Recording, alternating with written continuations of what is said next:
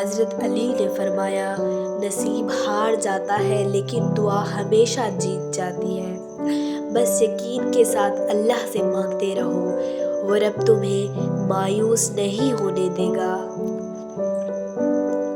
حضرت علی نے فرمایا، تین انسان تین چیزوں سے محروم رہیں گے: غصے والا صحیح فیصلے سے، جھوٹا عزت سے، اور جلد باز کامیابی سے۔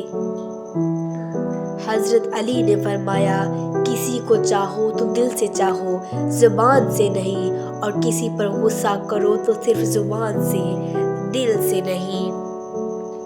حضرت علی نے فرمایا، لفظ انسان کے غلام ہوتے ہیں مگر صرف بولنے سے پہلے تک، بولنے کے بعد انسان اپنے الفاظ کا غلام بن جاتا ہے۔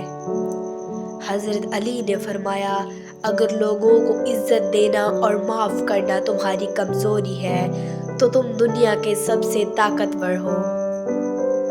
حضرت علی نے فرمایا، اچھا انسان وہ ہے جو کسی کا دیا ہوا دکھ اور درد تو بھول جائے مگر کسی کی دی ہوئی محبت کبھی نہ بھولے۔ حضرت علی نے فرمایا، جہاں عزت، سچائی، خلوص نظر آئے وہاں دوستی کا ہاتھ بڑھاؤ، ورنہ تمہاری تنہائی تمہاری بہترین ساتھی ہے۔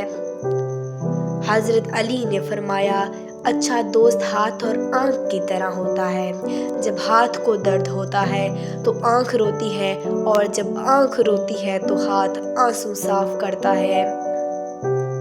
حضرت علی نے فرمایا، محنت کا پھل اور مسئلے کا حل رب دے گا، یہ مت سوچو کب دے گا، لیکن جب دے گا بے حساب دے گا۔